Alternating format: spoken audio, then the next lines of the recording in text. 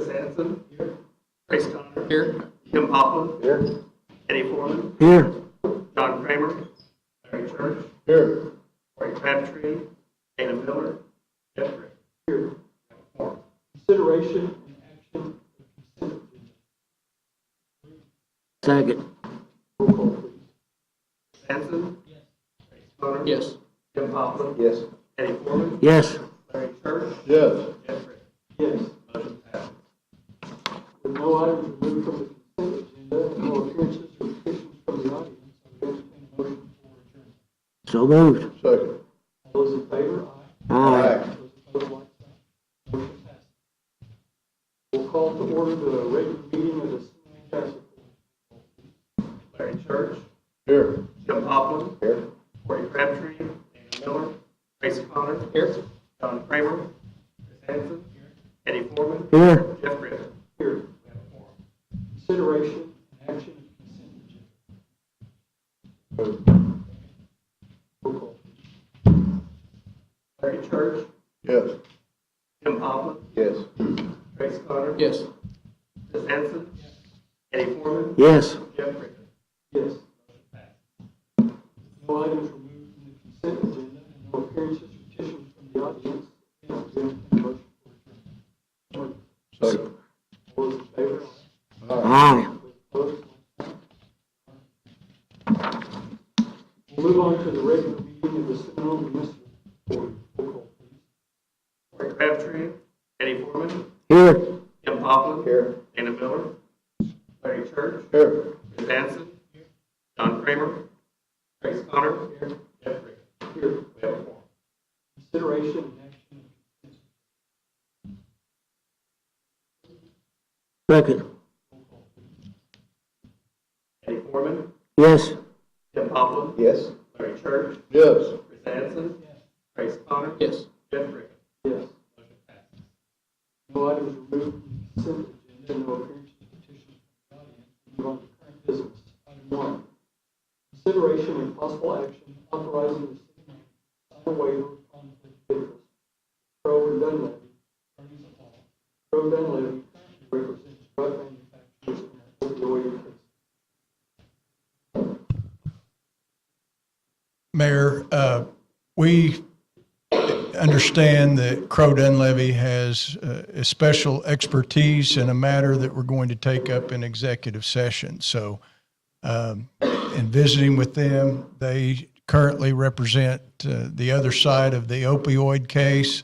It's not related to what we're going to be asking them to do in our case. So we're encouraging the council to kind of give us some latitude, even though they're in opposition to us and McAfee Taft in our opioid case. We feel that they are the best firm for us in something that we're going to be discussing later. Yeah, Brad makes a great point. We've already settled those opioid cases, so, but they do have to disclose to us, and we have to officially sign a waiver. Move approved. Second. Eddie Foreman. Yes. Tim Poplin. Yes. Larry Church. Yes. Chris Hansen. Trace Connor. Yes. Jeff Rick. Yes. Motion passes. Item 2. Consideration and possible action to approve the annual renewal of the Silver Star construction contract fiscal year 2023-2024, including an 8.4% increase in base contract costs. And the increase is based on Yes. So you'll recall we annually approve the Silver Star contract. We usually bid it very similar to our trash service. We usually bid it about every 5 years. The last time this contract was bid was in 2018, and this next year will be the expiration. We'll go back out for a 5-year bid or contract and see where we go from there. But we're asking that we go ahead for this coming year and keep them on their service.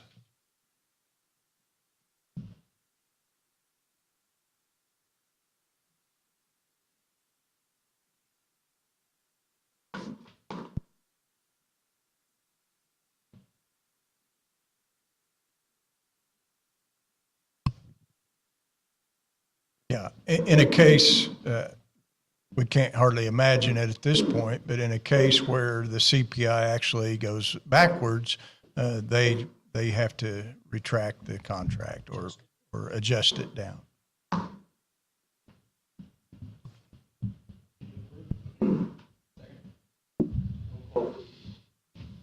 Eddie Forman, Yes. Tim Hopland, Yes. Larry Church, Yes. Chris Hansen, Trace Connor, Jeff Gray.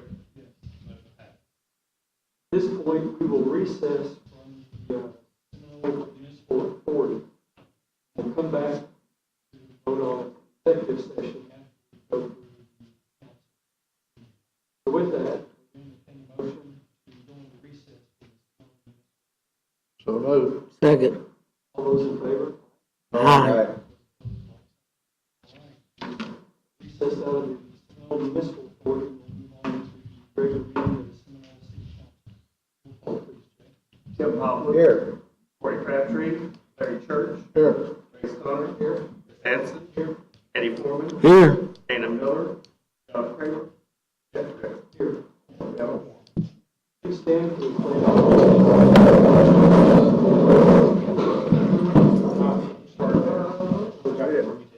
Okay, well, let's just imagine. One out there.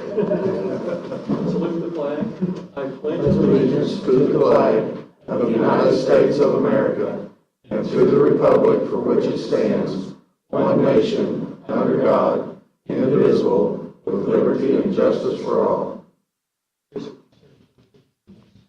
in heaven, thank you for the city of Seminole and all those who call Seminole. Thank you for those who made Seminole what it is today. Open our minds and hearts, best the right fit, and then make the best decisions for the city and its citizens.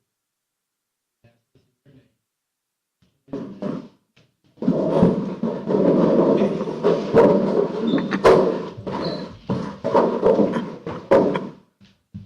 Move on to consideration and action of consent.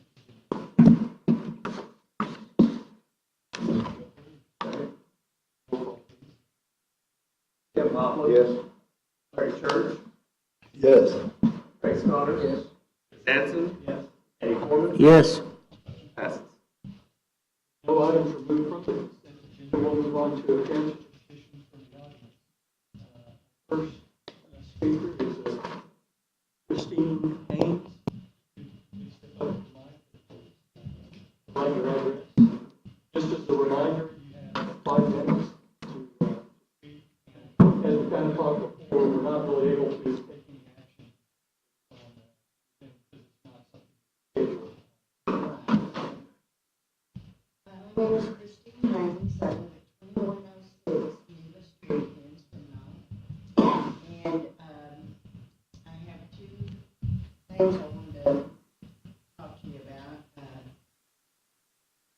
On April 19th, I had a mama cat with 4 kittens right in my entry. 2 pit bulls from 2 houses across the street got out. She was laying in the bed feeding the babies. Came over there, picked up the mama, tore her to shreds. And animal control came and said that she was going to come, pick them up. She got them in her vehicle, and I called today, and she's no longer working down there, but her name was Cindy. And got her down there, got her down to the animal shelter.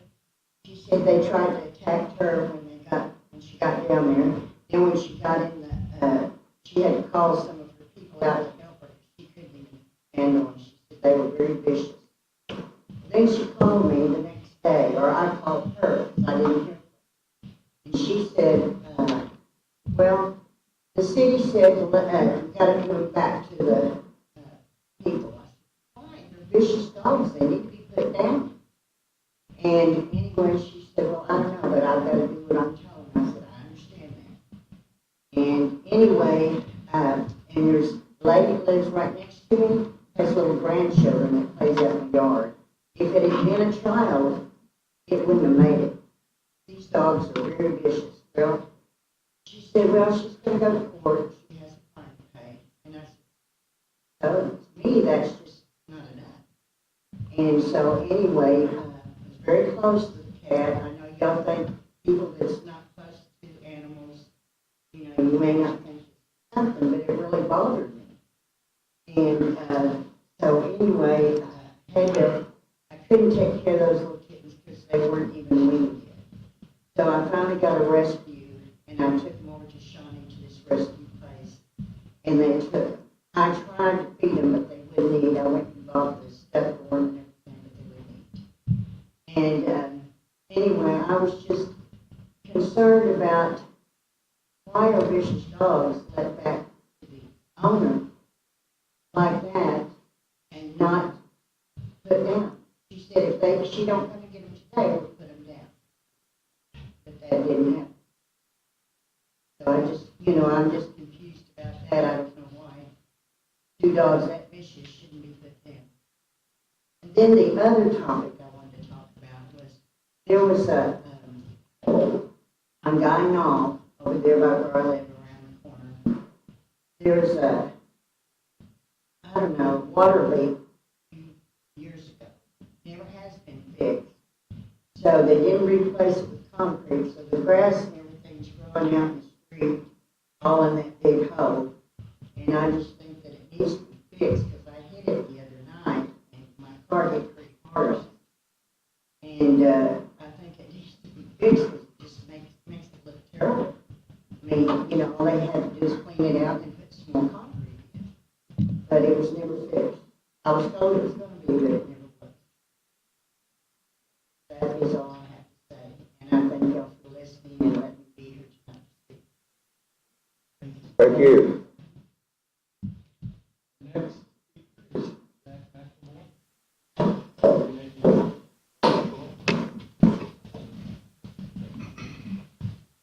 Quick update on the CDC fiber project. We had this last week and a half, we've got some much needed rain around here. However, that does slow us down just a little bit. But we are just shy of 20 miles of underground work being done, putting those ducts into place, getting that main part of the infrastructure done so we can pull the fiber in. Our hub will be placed coming up on the 24th, is the scheduled date for that. So we'll be seeing that go in to its place. We'll be able to start setting up the network and getting everything rolling as far as that goes. We appreciate the continued work that the city has done and working with us, and Brian and his team. And it's really working well so far. Just if there's ever anything that's needed, please don't hesitate. Any questions?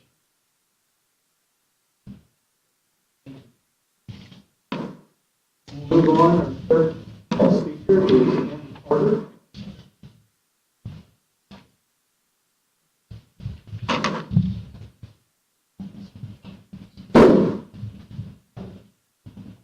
Hey there, my name is Amber Carter, and I reside at 1516 Warren Boulevard. I'm here today as Vice President of the Seminole Arts Council to speak to you about the arts, our organization, and give you and the community some updates regarding projects we have pending. First, we want to remind you all that the arts matter and should be considered in all decisions we make regarding our community to ensure premium quality of life for our citizens in Seminole. If you Google AEP5, the first result will take you to the Arts and Economic Prosperity 5 report conducted by Americans for the Arts. This is the 5th study of the nonprofit arts and culture industry's impact on the economy. The 6th study is near completion after delay due to the pandemic. The study documents the economic contributions of the arts in 341 diverse communities and regions across the country, representing all 50 states and districts of Columbia. By every measure, the results are impressive, and we encourage you to explore this study to see for yourself. The study puts a rest to the misconception that communities support arts and culture at the expense of local economic development. In fact, communities are investing in an industry that supports jobs, generates government revenue, and is a cornerstone of tourism. Arts and Economic Prosperity 5 shows conclusively that locally as well as nationally, the arts need business. So please go and check this study out for yourself. Now for an update on the Seminole Arts Council. Every few years, the Arts Council will assess and track that where we are and decide if it is the best road for Seminole. Our organization has been evaluating the needs of the community, and we all feel like, in addition to downtown revitalization, more arts programming is what is necessary to help sustain a premium quality of life for the citizens of our community. We will continue to host and help with the parades, Halloween, Chocolate Festival, Autism Awareness Auto Show, and Prize Celebration each year, but our Seminole Second Saturdays are being tabled until we can grow our arts focus more. Let's talk about our efforts for downtown revitalization. Our organization was the recipient of the Role Placemaking Innovation Challenge grant for 2023, and we have been actively engaged in a cohort experience with the Housing Assistance Council since December of 2022 regarding this project. The Housing Assistance Council is a national nonprofit that supports affordable housing efforts and community development throughout rural America. Seminole was one of 10 communities throughout the whole United States who received this grant. Later this month, our team will be traveling to Alabama to receive in-person training for asset-based community development with Rural Studio, which is a design-build architecture studio run by Auburn University. This in-person learning experience is a part of the cohort that we were awarded through the Housing Assistance Council. This grant will be used to plan a place for everyone downtown, a place that will have a performing arts stage, an amphitheater, shade, facilities, art, outdoor games, a community garden, public Wi-Fi, and more. This place will be conducive for family gatherings, community gatherings, farmers markets, food trucks, festivals, revivals, outdoor theatrical performances, and even private events. We have applied for a second grant for the Citizens Institute of Rural Design for help learning about the design aspect of our potential project. What we need to do now is build partnerships and collaborations with our city leaders like yourselves and the community members to help us bring this project, which we will call the Market Street Plaza, to life. If anyone in this room or at home would be interested in learning more about the project or how they can help, or would like to give us any input on what they would like to see carried out with this project, you can reach out to us at any time via our website, SeminoleArtsCouncil.org. Building these partnerships is vital to this project in completion. We are seeking collaborations from city leaders, contractors, plumbers, electricians, carpenters, etc. We also need volunteers to help us clean up the area and physically build some aspects of the plaza. We understand that this is no easy undertaking, but the citizens of Seminole deserve all of our collective efforts to do as much as we can to better their quality of life. We can achieve so much more when we work together. Thank you for your time and consideration. Thank you. That we will move on to mayoral proclamation. I'm not sure I can read this one. It is a proclamation for the National Day of Prayer. We'll read part of it.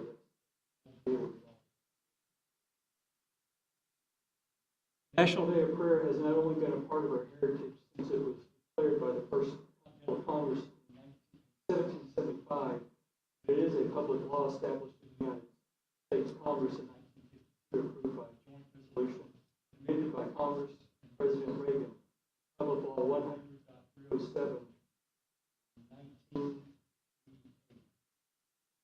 affirming that it is essential for us as a nation to pray and directing the President of the United States to set aside and proclaim the first Thursday of May annually as National Day of Prayer. And whereas in our state and across America, the observance of the National Day of Prayer will be held on Thursday, May 4th, 2023, with the theme, Pray Fervently in Righteousness and Avail, based on the verses in James 5:16. Effective fervent prayer of the righteous man avails much. And whereas every first Thursday of May on the National Day of Prayer we not only express our faith and exercise our freedom of prayer, we unite our hearts, voices, and personal prayer in public gatherings throughout the city and across America. Further fervent praise, repentant love, and humble intercession for our neighbor and nation, holding fast to the promises throughout the Holy Scriptures that the Lord hears and avails much as life answers faith prayers. Now for Jeffrey from Mayor of the City of Seminole, I proclaim May 4th, 2023.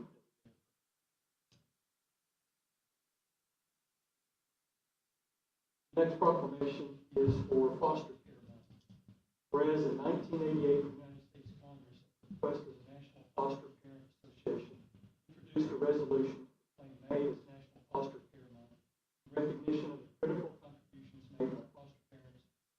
nation.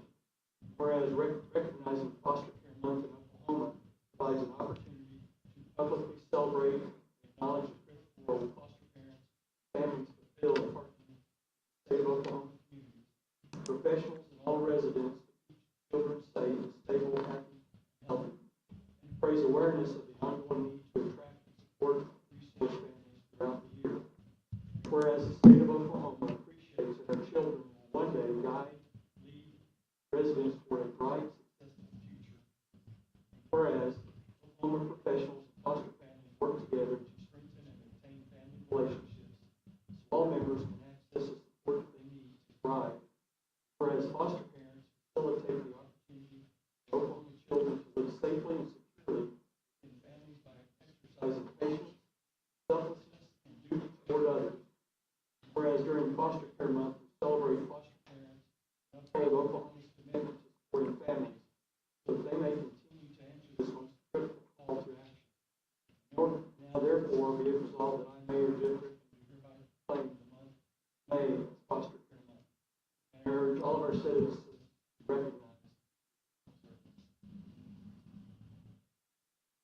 With that, we'll move on to our public hearing. Community Development Block Grant public hearing regarding assistance to publicly owned.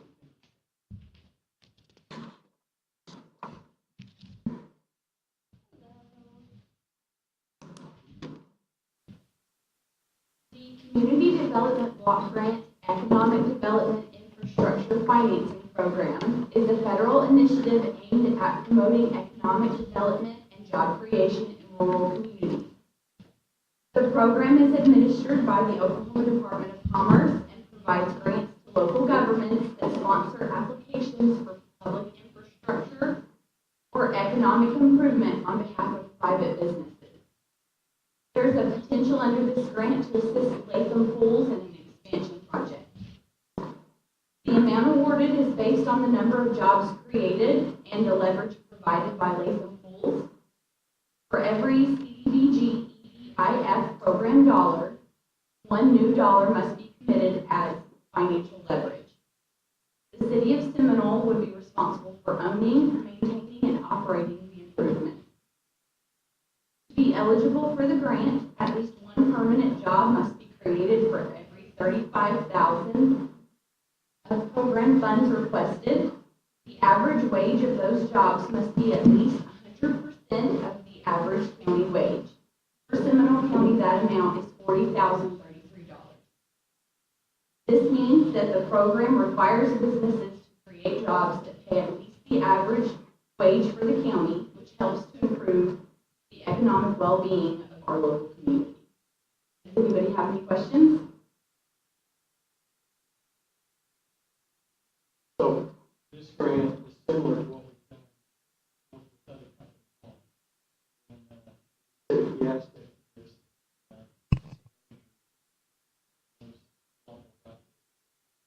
51%,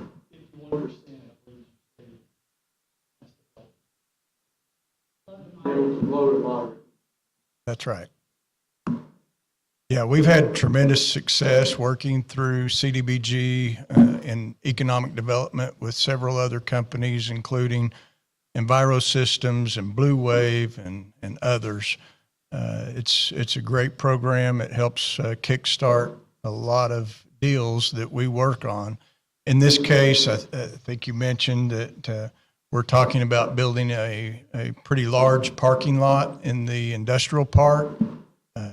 So it'll be very close to the Latham swimming pools manufacturing area. And they've agreed to create a lot of jobs. And it's going to get that thing kicked off.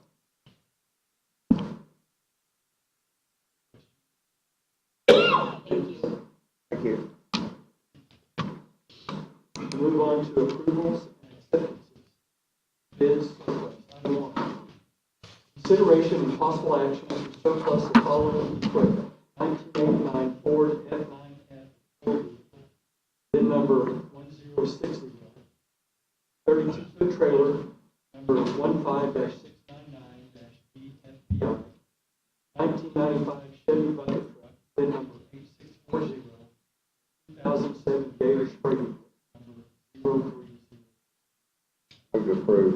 Second. Roll call, please. Kim Coughlin, Yes. Larry Church, Yes. Chris Connor, Yes. Chris Hansen, Yes. Eddie Forman. Yes. Under bids, purchasing. Item 2, consideration and possible action to approve the sole bid, $30,350.57 from S&F Turf Covers for tarps at the golf course, to protect the new greens in winter. Budgeted capital improvement project. Second. Mr. Mayor, can I ask a question? Yes. Is this just for this coming winter? We have greens that's going to be covered in the winter in Oklahoma? Below a certain temperature, they have to be covered. And once it gets above a certain temperature, pull it off. That's because of our new grass that we're getting. And Yes, the answer is, when the tornado came through, it did severe damage to the golf greens, which were bent grass. Historically, bent grass, it does very well in cooler temperatures, and most recently, we've seen some warm temperatures here, and it's been burning that bent grass. We've elected to go with a modified, we're calling it Champion Bermuda. It's had really good success in Oklahoma. The problem with Bermuda is it prefers warm weather. So when we get into the single digits, even probably some teens, you've got to cover it to kind of capture the heat.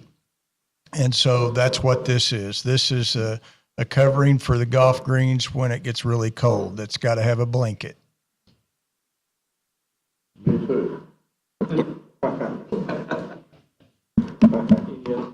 What's the expected life expectancy of these tarps?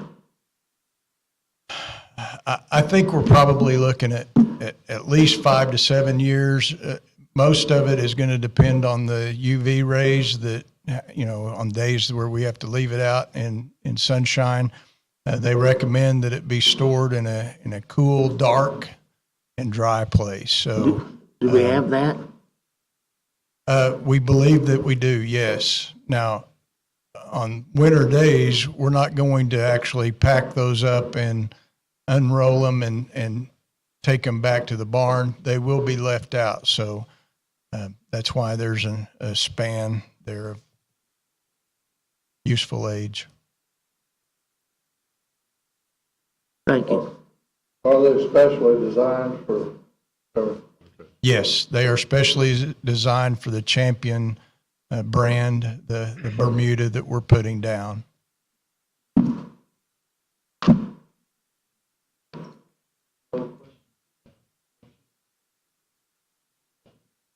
Coughlin, yes? Larry Church, Yes. Chris Connor, Yes. Chris Hansen, Yes. Eddie Forman. Yes. Motion passes. Item 3, consideration and possible action to approve the low bid of $10,000 from RK Black Inc. for a large format printer.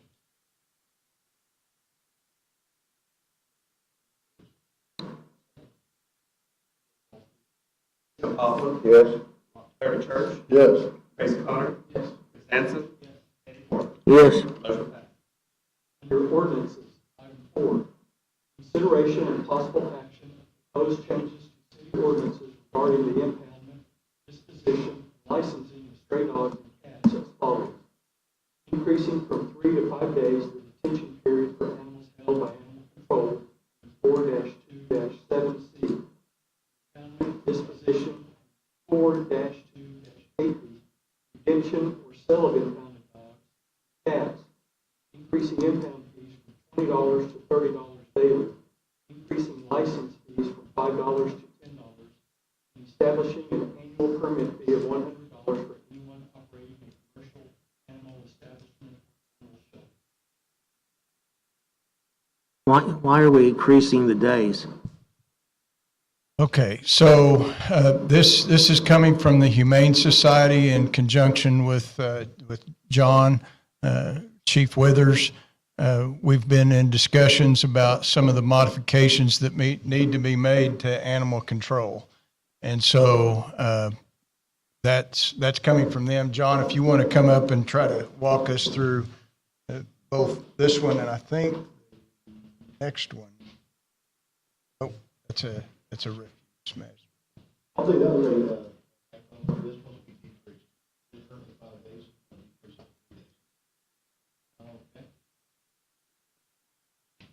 So are we decreasing from 5 days? That's, That's time for somebody to come and pick them up. That time's for it. am I not reading this right then? This says increasing from 3 to 5 days. Yeah, he said it was a typo. Okay. It's vice versa. Okay. So this, It's, the days are between from where the animals could be adopted out, sold, moved to another facility. Is that slowing? Keeping up? It's been that process of people overcrowding.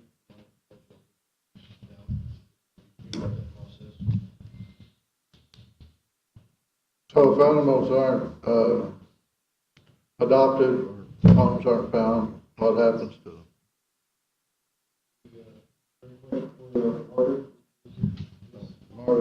If they're not adopted or found, so they typically will try to find places for them to go out of state. What I understand, some breeds are.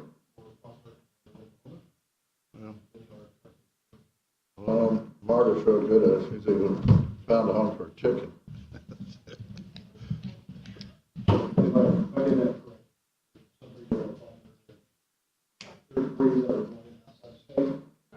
They'll take all of them, but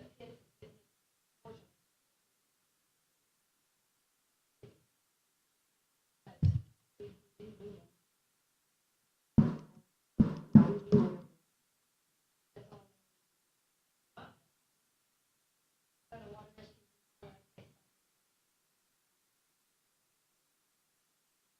it helps, but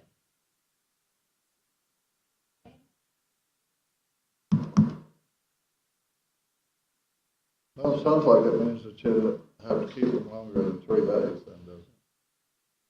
well, yeah, post, and it's just a 5 days, it's not 5 business days. It's just the amount of animals, by the time they come and are going to show them the 5th or 6th day, you have a week. It's just, it would help move them a little quicker, and, but for the majority, I mean, after 3 days, unless it's a little rich food, we're probably going to still have it. You know, no one's going to want to come adopt, like, be there on the 3rd day or 4th day. It would just, we need to move the process quicker. Because,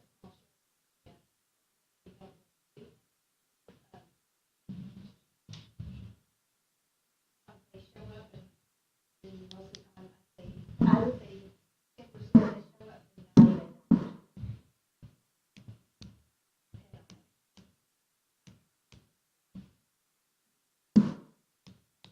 Thank you.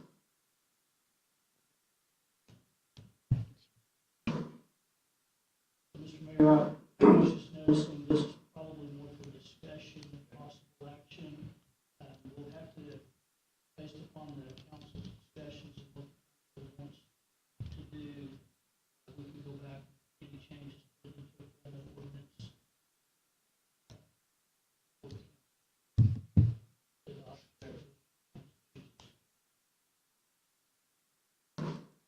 Are you recommending that we table this, or? No, it says consideration, possible action. But it's, Yeah, I would just, you could discuss it, and I'd ask you to table it, with no action. Come back with an ordinance based on what you recommend. question.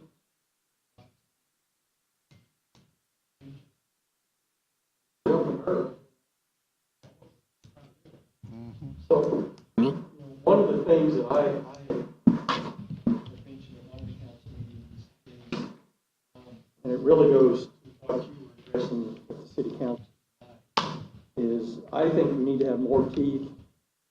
For the owners of dogs that are allowed to run free, and they're vicious animals, and we need to increase our fines and whatever we can do, because we need to be able to protect our citizens. I would prefer to see something come back with something added into this that deals with strong penalties for those that allow their dogs to roam free, and they're vicious, and it's, I'm sure you see some of the same ones over and over, maybe different animals, but it's over and over with the same owners. And, that's the only way I know how we're going to be able to get this to decrease and get their attention that, this is going to cost you if you aren't going to be a responsible animal owner. And so I would propose you come back with something that would include, may have to get with our city attorney to make sure it's something that's viable, but I think we just need to start with, whether it's a small start and we grow it as we see it's not being successful, then we need to do something else. But I think we need to start with that. My thought. I agree with you, Mayor. In my neighborhood, my girlfriend has a little dog. They put him out on a leash unattended for fear that some larger dogs would come along and have a snack. So, and there's good reason for us to fear that. And I don't think that should be allowed to happen. Any other discussion, or does that help with kind of what we? Sounds like you're accepting with the things that were kind of proposed here. I think we also agree here. If I may add, Mr. Mayor, discussion this past Monday about ordinance amendment, where those that have had release forfeiture discussion, that those that have had multiple citations, probably more than one conviction for dogs running at large. After 2 or 3 of these, they would be, there's proposals of this discussion that they would be prohibited from owning pets, further pets, stiffer penalties. Mm-hmm. It's something to think about. We'll have to look into that to make sure that we do that, but that's one of the reasons that we have not brought forward another ordinance here that we anticipated being here in June. This topic seems to keep coming up every 3 or 4 months, and we're going to kick the can down the road, we're going to do something. Well, let me point this out to because we really have stiff penalties here, and I'm not blaming anybody, but our police chief, when something like this happens, like I just presented tonight, we have 2 categories of animals. We have dangerous animals, we have vicious animals. Dangerous animals are animals that have displayed vicious tendencies toward people or other pets, or other animals. And once that is done and conclusively established, we have the ability to order that property owner, that pet owner, to enclose that pet. If they're going to keep it in the city limits, it has to be enclosed. I believe it's a 6-foot fence, and also I think maybe it has to be buried 6 inches or a foot. I have to look specifically, but that animal cannot be outside of that enclosed area or home. We have many times, Judge Cadenhead has many times given an offender basically a choice. When the dog has bitten someone or mauled another animal, you can't have that animal in the city limits anymore. That's what the ordinance is. So Judge Cadenhead usually gives a warning. You have 2 options. We're going to take custody of that animal, or 2, you can find a place for it, because nobody wants a vicious animal. We know what's going to happen to that animal. So, there's a provision in our ordinances that gives the court the ability on an ex parte basis. It means there's no due process, but there's no hearing or anything appeal. That's done just right there. The judge makes the call after hearing the testimony, and it's over. So we have that there. One of the things that we've had, we've had multiple animal control officers. This is not, I think we try to work with owners. But something like this, if it comes to the court's attention, and the judges are ours, it's usually a no-brainer. Yeah, because those dogs had gone out several times, and she had 2 holes in her yard, and she knew they were there. Her and him just let them go, And I came out one day, and the big white pit bull was sitting there, and he scared me down, and I didn't make any, I just went around to get in my car, and I was like, I just knew he was going to jump on. Those things have to be reported. They have to be reported. That's the only way we know about them. So if they're not reported, we can't take any action. That's a perfect example. Don't get your car leave, obviously. I made Call the it in the car, police. I was just happy. That brings up another point. Dogs, cats, pets are sort of like people's children. And if I call in a complaint about it, then I've got hell to pay with the neighbor or whomever the dog owner is. And is there not a way that there can be anonymous reporting?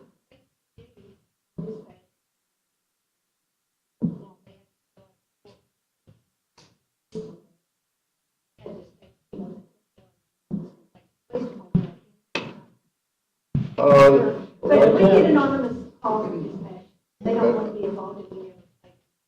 But she has called, and the people have several citations. We can say, hey, you got to have that 6-foot fence. They're not going to do it.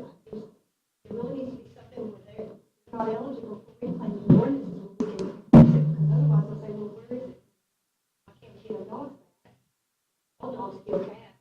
That's what we do all the Yeah, time. that's what she said. She said, well, the city told her dogs chase cats. I said, my cat went out running around. She was laying there feeding my babies, came right up to my entry, grabbed her out of that bag, and then come back to get the babies. And I hurried and got them in the house. I just think they're, like, if we're fine, we also, no calling or something like that. No reclaim at all. The officer was very good that came out. My neighbor's one that called him, but she had a camera in her bedroom, and she seen it happening. She ran out there, and she said, but I was scared of that, those pit bulls. They were just ripping her apart. And so anyway, she said, she ran outside. She called the police first, and then she ran outside. And she said, and the officer came up, and I was out there going like this. He said, are you the one that called? I said, no, my neighbor did, but I didn't know it was happening, And I'm sorry, I don't mean to interrupt, but let me say this. I know, I want to make sure we follow the proper protocol here. But I do want to make a point. I know the council's taken action on a couple of other occasions. It's been, I say it's been a year or two. We elevated this to the point we are now, which is pretty, I won't say draconian, but the teeth are there. Just saying, the teeth are there. You may require somebody to report it, because you can't help neighbors having sore feelings, but then again, if they're the ones just letting they're the ones letting their dogs run at large. I do agree with Marta that we can come back with something to you on those that are running at large, because when you start hammering them, people will start keeping their pets. I like dogs and cats, but these are vicious. And that the time before, the animal shelter told me to call dispatch. I said, okay. So I called dispatch. She said, we don't do that no more. I said, you don't come out and do no. Now this time the officer was very nice and he did come out. But I called him before and they said, we don't do that anymore. I said, okay.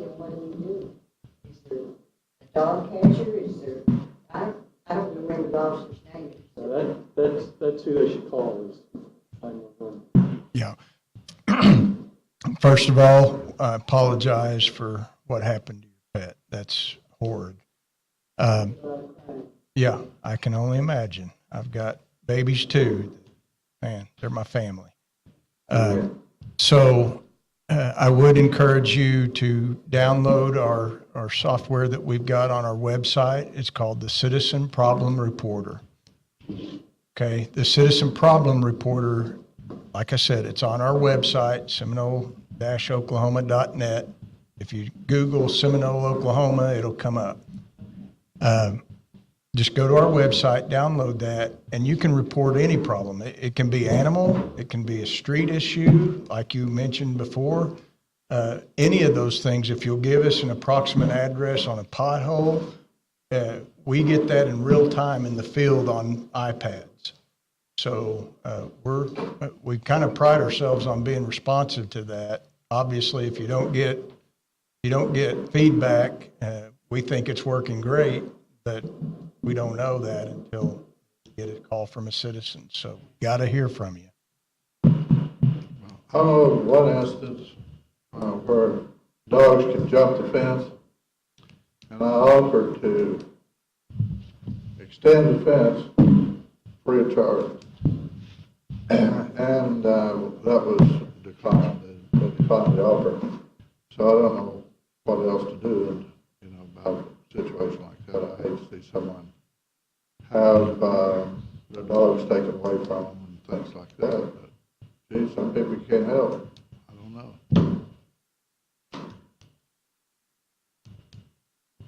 What it's worth, I labor point, just to show you that this isn't just on pit bulls. I had a case last maybe a docket or two ago where a proper owner, pet owner, her bull black dog got out and chased the kid down the street. It's this thing so small you put it in your pocket. Dog. And it was yapping at the kid. And very, very aggressive. And Judge Capehead, this particular, we understood she didn't get out. This little dog didn't get out much, but it was enough one time to do something like that.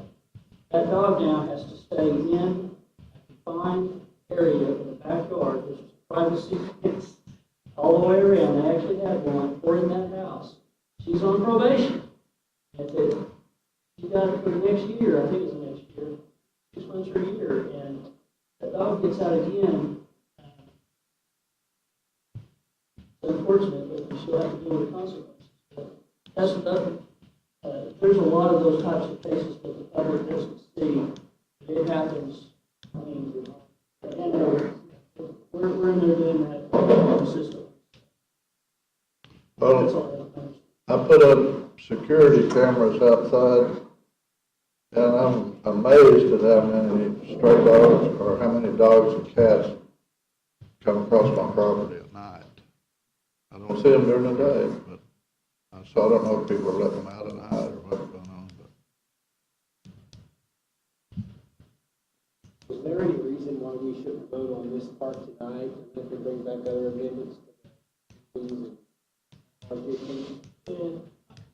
think it would make it easier for us to just come back and present ordinance after staff. And the city staff, please come back with something a little bit. Got a pretty good thing in place. We just need to, there's a couple of amendments I think that will really help things. All those in favor? Aye. Those opposed? Don't need to do a roll call on that, do we? Under ordinance item 5, consideration and possible action to approve ordinance number 1289, an ordinance amending refuse collection, containers, and fees to the City of Seminole Code of Ordinances.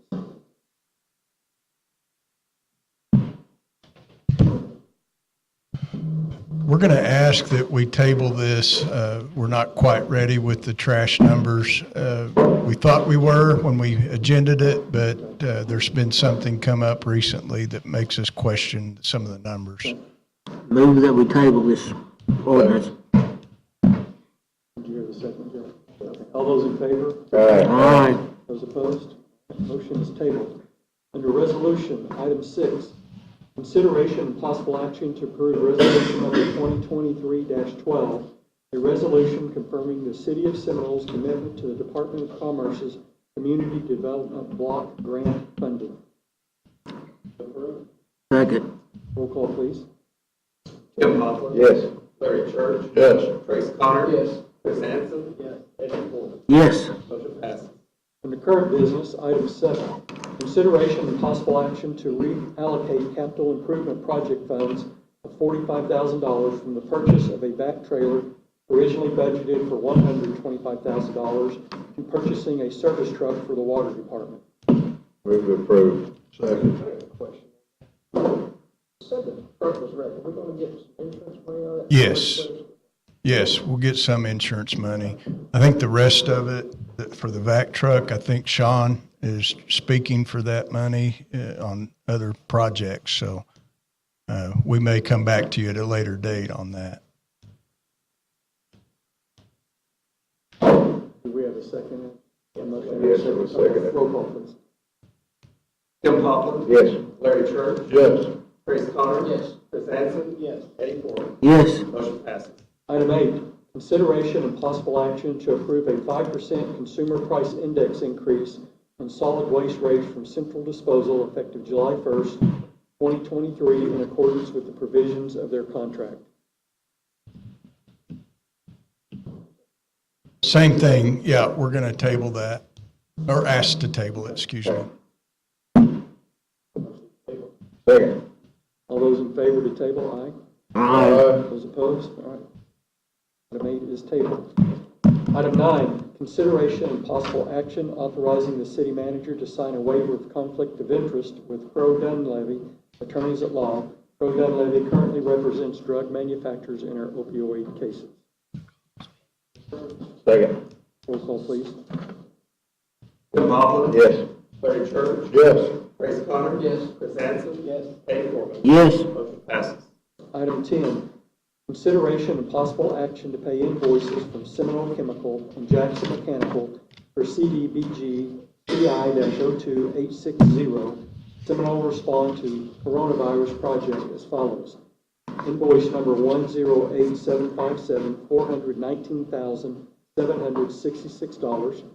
Invoice number IS76403, $19,249.65. Invoice number IS75121, $1,391.60, and all three of those are 100% completed. Move to approve. Second. Roll call, please. Kim Hopper. Yes. Larry Church. Yes. Trace Connor. Yes. Chris Hansen. Yes. Eddie Forman. Yes. Motion passes. Stand by. Do we need those approved individually? Under item 11, current business, consideration and possible action to approve the purchase of a new 2022 Ford F-250 at the state bid price of $40,476 from Bill Knight Ford, with funding from a reallocation of capital improvement project funding as approved in item 7 above. Move approval. Second. Roll call, please. Kim Hopper. Yes. Larry Church. Yes. Trace Connor. Yes. Chris Hansen. Yes. Eddie Forman. Yes. Motion passes. Item 12, discussion regarding the use and operation of the Family Entertainment Center and the possibility of placing ownership and operations under the Seminole Community and Wellness Authority. You may recall that the taxpayers have said that they want us to build a new family entertainment center, including a bowling alley, laser tag, a arcade, and a small restaurant. So we have been about the business of getting that prepared and getting it ready. where we're at this point, Jay and I have been in discussions with regard to where are we going to hold the asset. So we have been trying to figure out the complexity is that in effect, what you're actually doing is you're operating a business like a bowling center within the city government. That's not a comfortable fit. Accountants, especially governmental accountants, kind of unravel when those things are presented to them. And they've devised what they call an enterprise fund that helps do that much more effectively. And so Jay and I have talked about this, and we think that, or we thought that we had a solution, which would be to take it under the Seminole Community and Wellness Facilities Authority. That authority currently holds this facility now, the Reynolds Wellness Center. They have, for instance, I think they've got their own EIN number, their own tax. They pay sales tax, for example.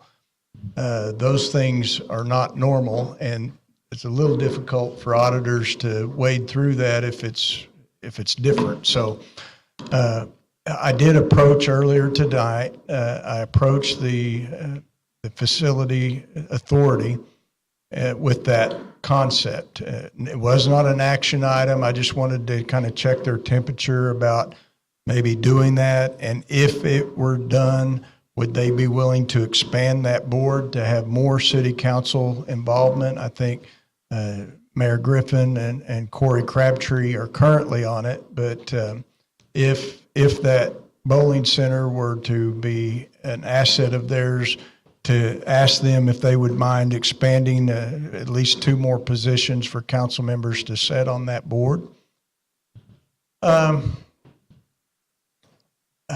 I think, and Mayor, you can chime in here, I think the overall temperature that I felt in the room was, yeah, we're kind of wellness center specialists. We don't know a lot about bowling. I don't know that that board would really be good at that. So what if you just formed a new authority? They didn't say no, but you could tell I felt like they were a little uncomfortable with owning a bowling center that they don't frequent. I don't think anybody in the room expects to be there frequently. They may go once in a while, but it's not like here where they're going to be using this facility all the time and keep an eye on it. So I think they didn't say no, but they weren't comfortable. So I'm kind of going back to the drawing board at this point. We may actually have to form a new facilities authority, basically the same language that we've got in that one, but it'll have a little twist to the name, something Family Entertainment Facilities Authority or something to that effect. So I just put this on the agenda for you guys to discuss. If there's any input or questions that you might want to ask about where the asset will be held. Now, I will tell you that the debt or the bonds will be held in the Utilities Authority. We know that's who's selling the bonds, and the only backstop to those bonds is that sales tax that the voters voted. There will be no lien against the property or the operations. There's not, whoever takes this, the ownership of it is not going to be in charge of paying that loan back. That's going to be handled under the Utilities Authority. So I just like to have some input from my city council. Got any? So you're asking or suggesting that we have how many members on the board if we set up a new one? Well, it can be handled in all kinds of different ways. I suppose our normal function or our normal action is for this city council to be the board. So we've got several boards. This will just add another sheet of paper and some more time to your city council meeting. But we could do it that way where this board is the functioning board of the Fund Center Facilities Board. Yeah, and there's an advantage and a disadvantage. Of course, we have business people on here. I'm not sure they're in the entertainment business side of it. So, Right. You know, if you have a mixed group, then you can, maybe try to recruit some of those people that have that experience that could bring their knowledge to the board. So, in different ways, different mixes that can happen. And that's part of this discussion. If you have input that you think, hey, why don't we put 4 councilmen and 3 recreation center types on a board, and let's establish it that way, this is the right time to talk about that.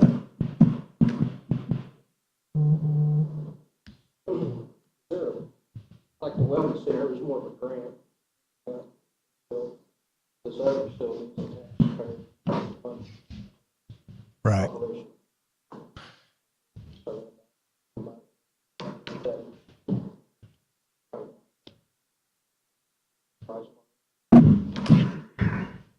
Yeah, so actually the Reynolds Foundation had been through this a million times, and they were adamant that it not be only city council members. They wanted frequent users of the facility to be on that board to oversee what was happening. So in order to get the grant, we had to set it up that way where they had actual seats on the board.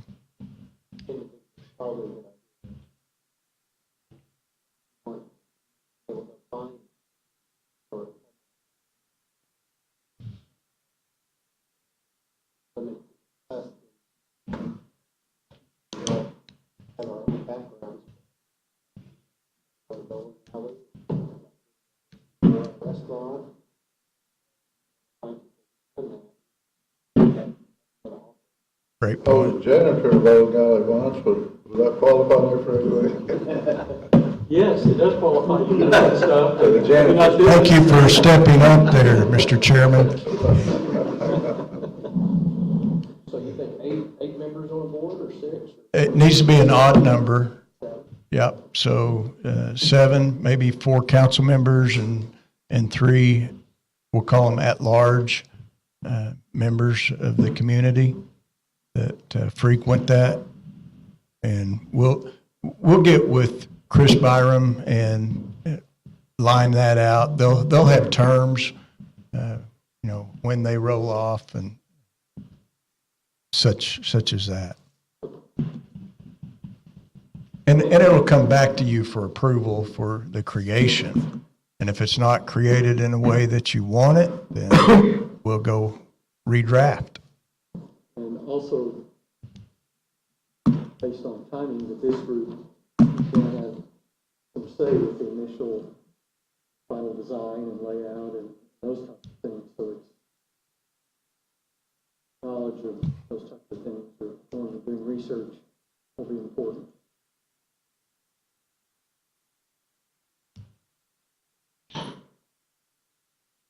I think I've kind of heard what Okay, some are thinking. I think I have a direction. Okay. Thank you. All right. With that,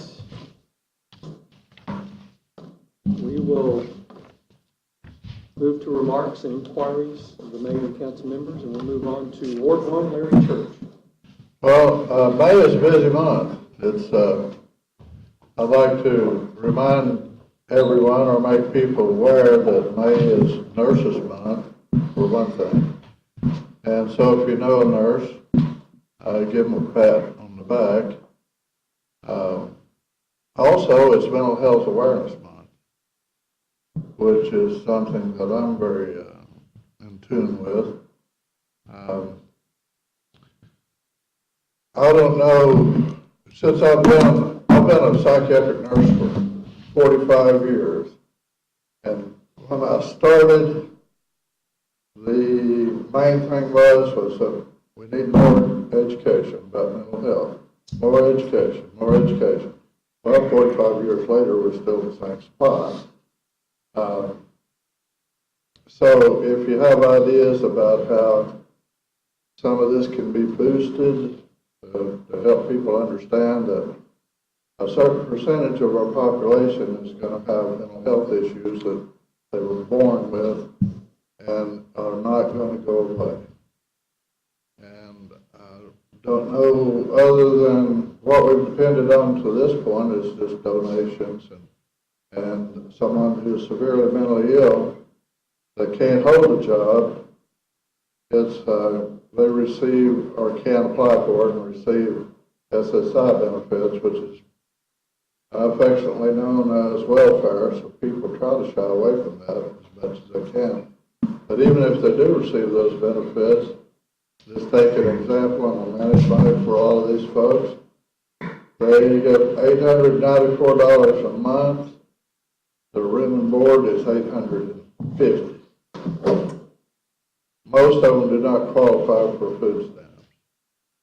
If they get food stamps, they get about $20 a month. The state will provide like $40 a month for them to have. Supposedly, they buy their clothing with that, all their personal items like shaving gear, stuff like that, and so forth. So for the rest of this month, I just encourage people, if you have things that you'd like to donate, most of these people need furniture, but you can't do cushions and stuff or upholstered furniture because bed bugs is such a problem. But dining tables, just chairs to sit in. Razors, a big thing is, for female that are in this situation, any kinds of female-oriented products that I can think of. Medicare doesn't pay for adult diapers, for instance. So things like that, just give me a call, 405-843-5000. And we'll find a home for any kind of donations that you have. Thank you. Thank you. Ward 2, Eddie Foreman. I think I've probably had enough remarks today already. Ward 3, Tim Poplar. About the same. I did notice that last 2 weeks, every ball diamond is full, every parking lot's full, every restaurant, forget going out and eating on weekends. We created a monster. Get cooking at home is all I got to say. Thank you. Ward 4, Tracy Coleman. I just want to say congratulations to all the graduates. Like you said, amazing. Busy month. We got graduations. I got my daughter graduating this Saturday. When my son graduates high school, so I'll be excited. Also want to give a big shout out to the Seminole State Men's Golf. First time to win districts in the school's history. The whole team qualified for nationals.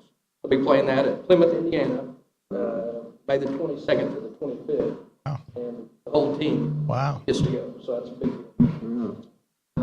One deal on the Jag out there, noticed here the other day, they were fertilizing the greens and the tee boxes. And I know you had a little concern about the tars and stuff, but they'll roll those back, and generally nobody plays when it's 10 degrees, 20 degrees away. Of course, maybe closed, but 80% of the courses in the southern half of the U.S. that went away from the big grass because it's so much the cost savings, the water, different things. But that's how. Thank you. And Ward 4, Chris Hansen. All right. Well, I want to say congratulations to graduates. I know it's a happy time and a sad time, both. For most kids, it's a happy time. For the parents, it's probably mixed at times. No, it's happy. It's happy. You keep seeing in the paper, I want to congratulate all the athletes. I mean, I started writing down, I thought, no, I'm going to miss a lot because it's track and tennis, and I mean, you just go on and on. And so You know, congratulations to them for the hard work and the dedication that they put into doing that as well. And, you know, it's an exciting time. With that, though, I guess I need to let city manager speak a little bit. We'll move on to remarks from the city manager. I'm sure he has something to say. Raise your hand if you've ever heard the term, build it and they will come. Does anybody know what sport was involved in the movie that saying came from? Baseball. Guess what? We built it. Okay. And Thursday and Friday, the state 3A championships will be played in Seminole. How cool is that? That's a big, big deal. Simply because of rain, we, the Seminole State College Education Foundation and the city and several other partners I know made that happen. And congratulations to them. That's a phenomenal accomplishment. The call came in Saturday and said, we'll be there Thursday. Can you put it together? And we had a meeting yesterday. Everyone has rallied around that, and we expect to have a pretty good showing with 5 days' notice. We're going to try to swing it, but what a cool thing for our community. We'll have 8 teams playing Thursday and Friday, so yeah, don't go eat on Thursday and Friday. It'll be pretty packed. I just want to emphasize the Citizen Problem Reporter. It's a great tool, and if you haven't been in the city's offices, not only does it get to our field staff on their iPads, but we've got TV screens that actually display the Citizen Problem Reporter. So when it's reported, it comes up on our screen as next one up. So we're pretty diligent about checking that and making sure that those things are dealt with in a timely manner. Just a quick report on the new development at Town Center. Was out there today, kind of getting our water tower plan solidified, where that's going to be built, and I just got to visit with the people that are building the homes. They're finally going to get some access where you can get up there fairly easy, and they hope to have that poured this week. And believe it or not, they've got 5 showings for the day after they pour the concrete, so which we think is going to be Friday. So they've got 5 showings on Friday. They're super excited. They've got the vast majority of their commercial spaces are rented, and which is mind-boggling, but it is going as well as they could have ever hoped. I just want to say that roof repairs on the tornado damage, finally, we're a year into this, and we're going to be getting a lot of the new roofs, especially the larger roofs, will start this week.